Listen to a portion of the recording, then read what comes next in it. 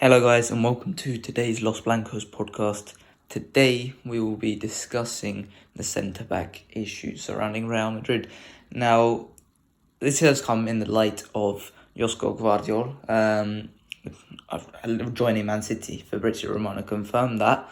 We're not sure where that is actually at this point, because normally when Fabrizio says something, it's going to happen. However, this time it doesn't look as sure for some reason. I think he may have taken the risk and just said, "Here we go. It's happening before it actually happens." So we don't know where that is, but it does look highly likely that Josko Gvardiol is going to Manchester City, and that does kind of ruin a lot of plans, because there was the plan that it was going to be Josko Gvardiol and Militão for the future. Now it seems pretty up in the air about what happens there, and so I'll be discussing this right now. I am on my own today. Unfortunately, Sean will not be joining us, but let's discuss this, because we've got a number of issues at Real Madrid right now, because we have a situation where we have 4 centre backs at the club in the squad right now that are currently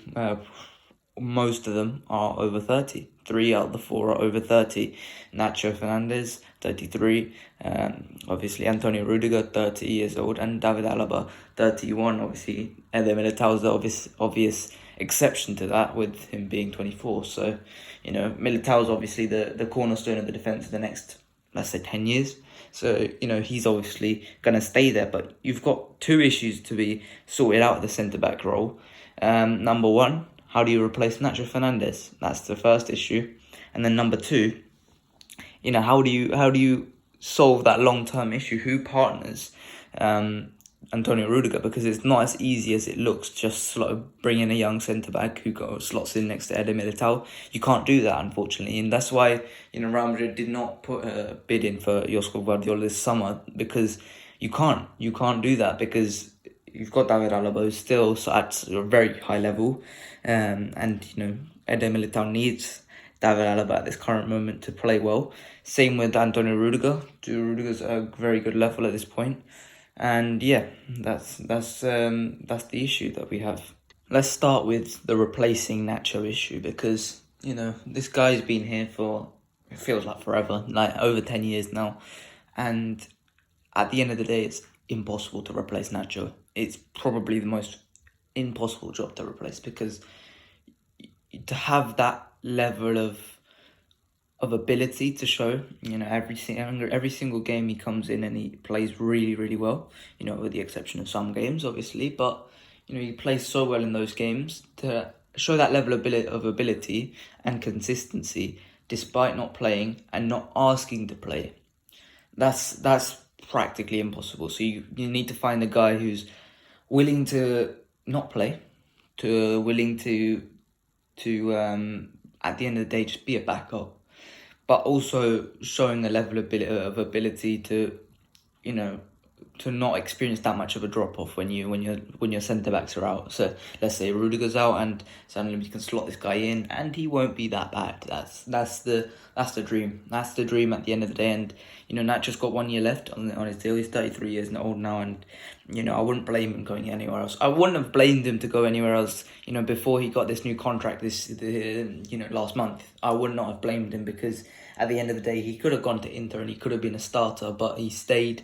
And I obviously always gonna admire him for that, because to do that, it's really admirable, because he can clearly become a starter in a Champions League club, but yet he chose to stay at Real Madrid, which is it's so admirable. So in a year's time, Nacho is most likely going to leave. So we're going to have to find a new backup. We're going to have to find a guy who's going to be capable, and I've got 2 options here, but, to assume that they're going to fill in the role, it's going to be a bit difficult for that to happen. Look at first option, Vallejo is obviously going to Granada now, but he's also got 1 year left on his contract. He's going to leave probably, and I don't see a world in which Real Madrid, barring like Vallejo becoming like something incredible at Granada, which I just don't see, having like fantastic performances at Granada. I don't see Real Madrid extending that contract, and rightfully so, to be honest. I don't think Vallejo deserves a contract.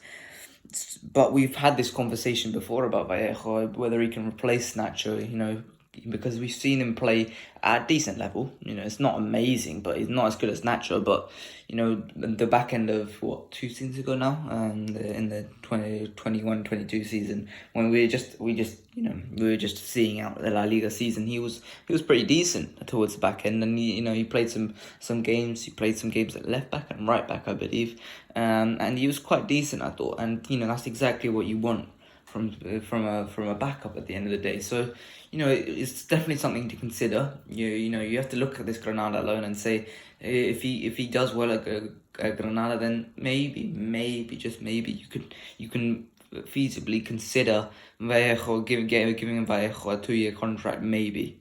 But that's difficult because Vallejo's money right now is pretty big. For a backup who really isn't as good as Nacho, he's on a pretty big contract, and I just don't see a way he drops that pay. I don't think he pay cuts at this current moment. So the next option is obviously Rafa Marín, and that's probably the best option at this current moment. He's obviously going to Betis on loan.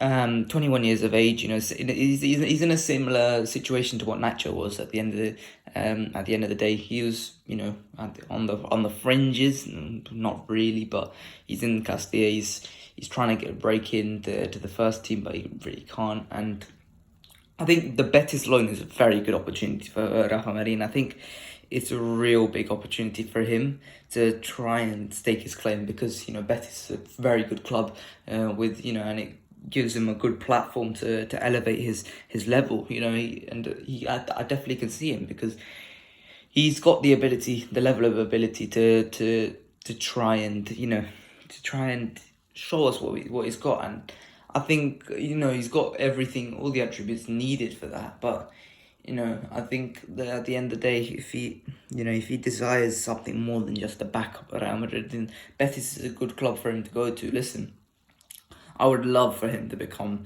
a one-club band like Nacho's, but I think at the end of the day, if he wants to just become a starter at Betis, I don't think we can stop him, because that's not what the type of this club is. We don't really stop players from going where they want to go. So you have to look elsewhere, I think, at the end of the day. And I just don't.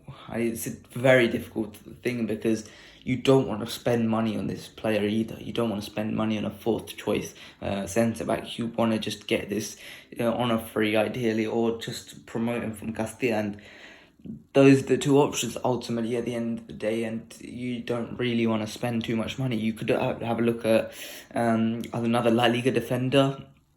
You maybe, off the top of my head, you look at Robin Normand from Real Sociedad. I think that wouldn't be a horrible option, but it's a viable option. I think at the end of the day, you could look elsewhere in La Liga as well. And you can definitely muster up some players. You can definitely find some players in and around La Liga. The top players, the top centre backs in La Liga, there aren't too many. You could say that some of these players aren't exactly world class, aren't exactly top level, but they're pretty good players. They're not world class, but they're solid, dependable characters like Normand is. He's not exactly fantastic, but he's a solid player for Real Sociedad, and helps them get into the Champions League every year. That's what Real Sociedad are aiming for, to get into the Champions League every year. And so I think that's the type of player that we need to, if we're gonna buy some, we need to look at that. And I think that's something we need to possibly consider. You could also look elsewhere, maybe go in a different direction. You find a right back that can play centre back, and that could be an option. Look at Benjamin Pavard. Because we need a right back at this current moment in time, and Pavard's reportedly on the transfer list by Munich. You can definitely put him at right back, put him at centre back, solves two issues at once. I think that's definitely something you should consider. The same thing with a defensive midfielder. Eventually, you're gonna have to find some more midfield depth. Find a defensive midfielder that can slot in at centre-back. Find a left-back that can slot in at centre-back. You can definitely test Ferland Mendy at centre-back. I think that wouldn't be the worst option in the world. But then the next issue that we're going to have is finding the centre-back, finding the long-term centre-back. Now, we're going to talk about Alaba. Alaba and Rüdiger, they're both fantastic players. We know this already. Alaba is, he is just fantastic at just helping Militão become that centre-back that he is, that world-class centre-back that Eder Militão is. But we also need to consider the fact that he is 31 years of age. He's 31 years of age and his pace has gone down the drain in recent years. You saw the left back that he once was, fantastic, one of Europe's best. Now if you put him a left back, he just looks sluggish. He very much has the centre back build, and it doesn't bode well for his physical deterioration with the current. If you look at it right now, he's lost a lot of pace. That's only going to get worse as he gets, and if he delves further into his 30s, that's a real issue. So we have to look at it. I'm going to say you've got 3 years of David Alaba left. That also perfectly aligns with his contract.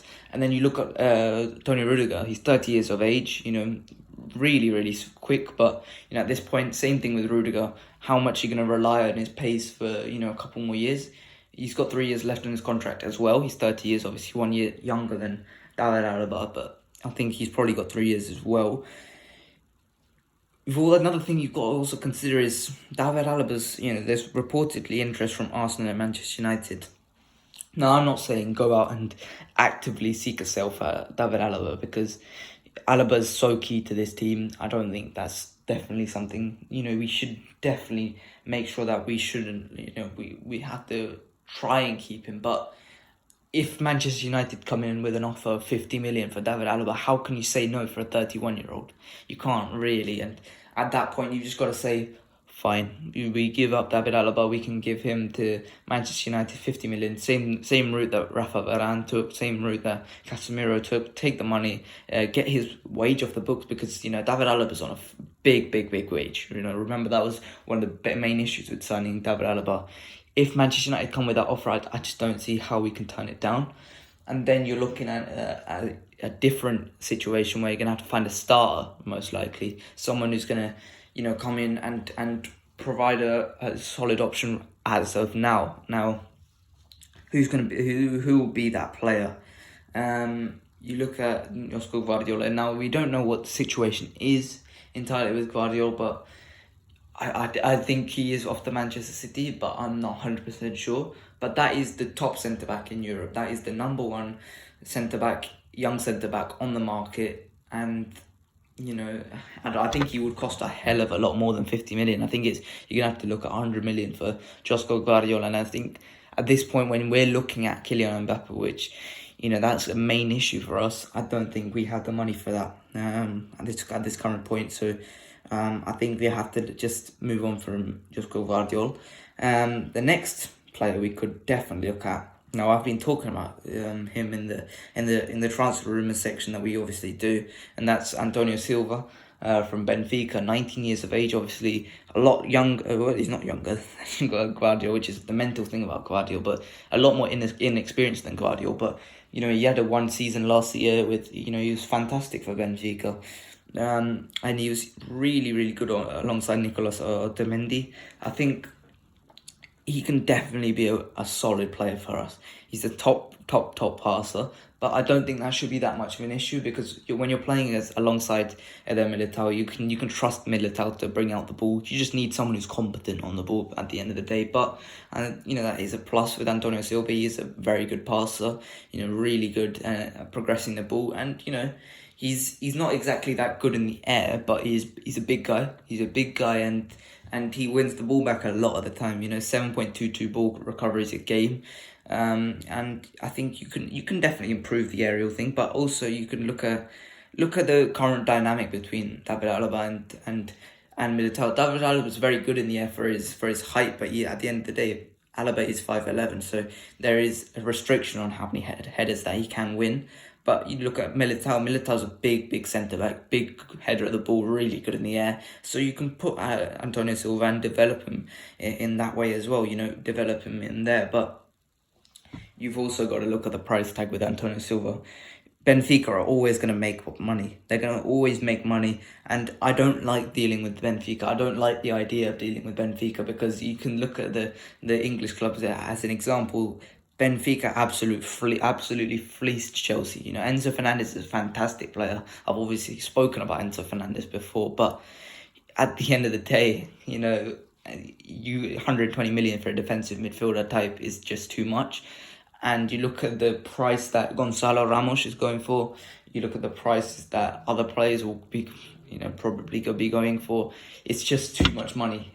For António Silva, you're going to be looking at 100 million, and especially the fact that he signed a new contract recently, it's going to be practically inaccessible for António Silva unless we pay the big price, which, you know, 100 million for someone and like António Silva, where you could just spend 100 million on Josko Gvardiol for a more of a finished article. It's a bit tough to do that. So, you know, we've obviously been linked to Robert Renan from Zenit St. Petersburg recently. I'm not so sure about that one. 40 million for a guy who's relatively unproven. You know, obviously not going to play European competition either because of the Russian war against Ukraine. So obviously that's a huge minus with Robert Renan as well. 40 million for a guy who's not going to play European competition in the next couple of years. I think that's just it's not happening. It's not happening. So we have to ignore that. Then you look elsewhere. I wouldn't have minded Pau Torres before he obviously went to Aston Villa, but now that's impossible to go and get. You could also look at the one I've written down here. We've been linked with him recently. Young Leny Yoro from Lille in France. 17 years of age. He's obviously very, very young, very inexperienced. You know, he broke into Lille's first team recently, but you know, he's been making appearances in Liga, which is at age 17. You know, you can look at Camavinga, how well he's done, you know, how far ahead of his age he was. And, you know, Leny Yoro, we've obviously got a French contingent there. It seems like all of the Liga clubs have problems financially. It could be a very plausible thing, and you know, for a very good price as well. You could look at it and say 30 million for Leny Yoro, and I think Lille accept that. For 17 years of age, 13 appearances he made last season. Again, he's an excellent passer. I think that's his main attribute. But the thing I like about Leny Yoro, he's not the main defender. And as much as I think, you know, you want someone who's like the main defender, main standout type guy, you don't want that when you're next to Eder Militão. You want a Rafa Varane type, you know, someone who will just facilitate the bigger, the better centre-back next to him. Leny Yoro is that type of player. He's a facilitator, really good interceptor. In how do you say it? What's the word for interceptor? Okay, but you know, really good at interceptions. 2.11 interceptions every single game. He's really good at that type of thing, you know, anticipating attacks, stuff like that, snuffing them out and stopping them.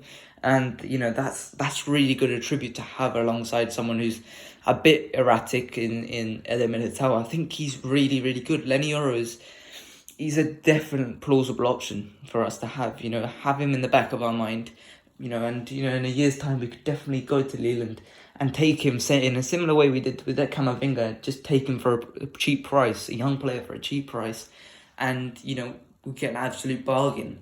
Euros is under 21 level, not under 21. He's in the youth for France, youth teams for France, and I think he's very much ahead of his age.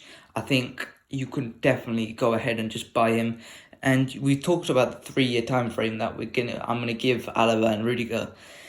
You give him a 3-year time frame. Leny Yoro can be that type of Nacho replacement. Obviously, he's not going to be playing at such a high and consistent level because he's younger. But you know, having him as a backup as well, you know, he's not going to demand the minutes. That's the main thing.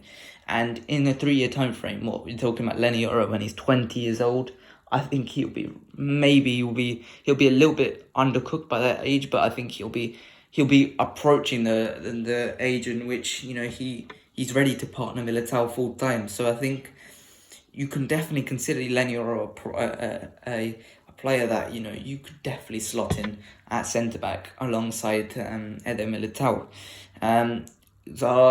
William Saliba was obviously a choice, but obviously at this point in time, it's it's pretty impossible to do, because he's obviously got the new deal with Arsenal, and Arsenal are in a good position. They don't need to sell no one, at that stature anyway. They need to sell at a lower squad members like for Balogun, but they don't need to sell Saliba, and I think he's fine for the next couple of years at Arsenal. So yeah, Arsenal have done well with William Saliba. But if you look elsewhere, I mean, who else could you consider a player that Real Madrid could go ahead and get? I mean, you look at the traditional, Yoro Timber went to Arsenal recently, so you can't really go and get him from them. You could have a look at Sergio Ramos. I mean, we talked about that, but it's difficult, isn't it, with Sergio Ramos? But is it bad to have Sergio Ramos? We always talk about how Vinicius needs someone to support him in this squad, and there's not many that do that. But having Sergio Ramos around is not a bad idea, is it? It can't be a bad idea, can it? At the end of the day, I think he's still playing at a very good level. He's still obviously an intelligent player. Obviously, he's got worse physically, but he's still taking care of himself very, very well, and he's still a free agent. So maybe you take back Sergio Ramos on a low deal, 2 years maybe. I don't know. I think that it could definitely be considered for a couple of years. And even Pepe is still playing at such a high level, and he's still he doesn't look like he's physically got worse either. He's quite quick still, and that's really surprising from Pepe.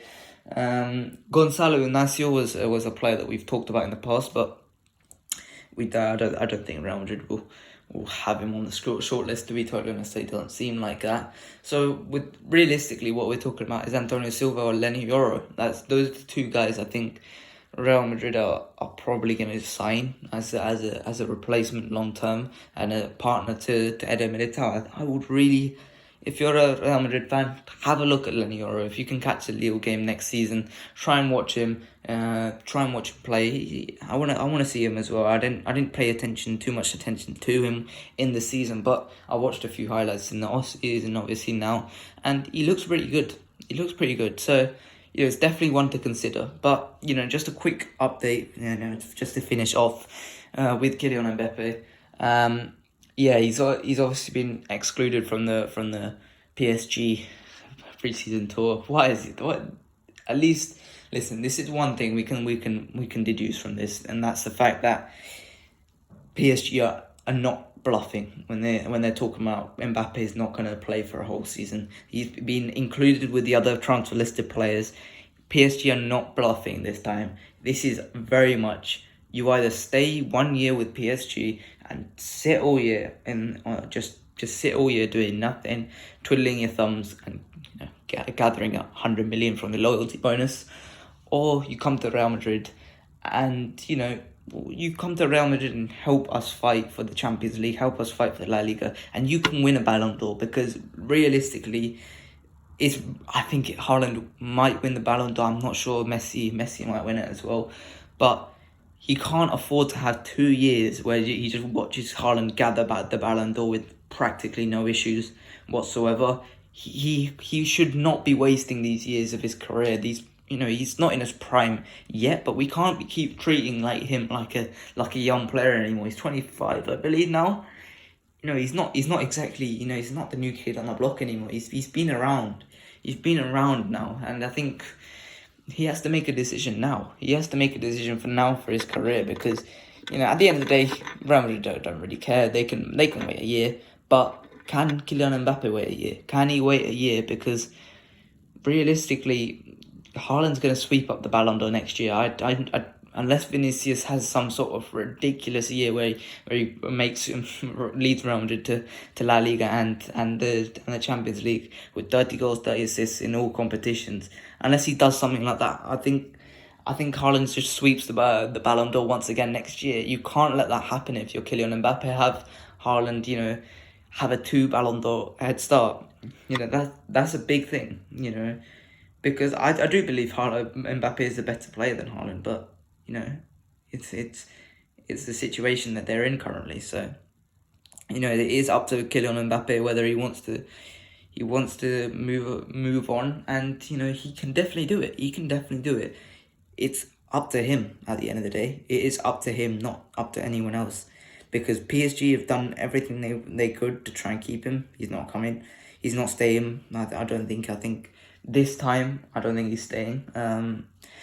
And Real Madrid will be willing to take him this summer, or they'll be willing to take him next summer. It's down to Kylian Mbappe whether he wants to go or not. And I think, Real Madrid are working on it, but it is down to Kylian Mbappe whether he wants that loyalty bonus so much that he's willing to, sacrifice a year of football, where Haaland's going to win another uncontested Ballon d'Or, basically. I think that's way too much of a risk for Kylian Mbappe. I think it has to move now. It has to happen now, because his reputation's on the line at the end. At the end of the day, there was also rumours about Tottenham signing Mbappe. Oh dear. And Chelsea as well, which, in other words, Tottenham and Chelsea are out of the race to sign Mbappe. Al Hilal are also interested. I mean, if I wouldn't be surprised if Mbappe takes that. I mean, hell, if it's 600 million in 1 year, that's ridiculous money. But it's down to him. He's not exactly going to be poor if he's living in Madrid, is he? He's not exactly going to be poor if he's getting 50 million a year at Real Madrid. It's not a bad wage, is it? So it's down to him. It's down to Kylian Mbappe. But that is it for today. I hope you guys enjoyed this. I am on holiday for the next week, so I won't be able to cover the Manchester United and the AC Milan game. But I should be back in time for El Clasico pre-season, and I think Sean should be back by then as well. That is it for today. I hope you guys enjoyed. Please like and subscribe, and I'll see you guys later. Bye bye.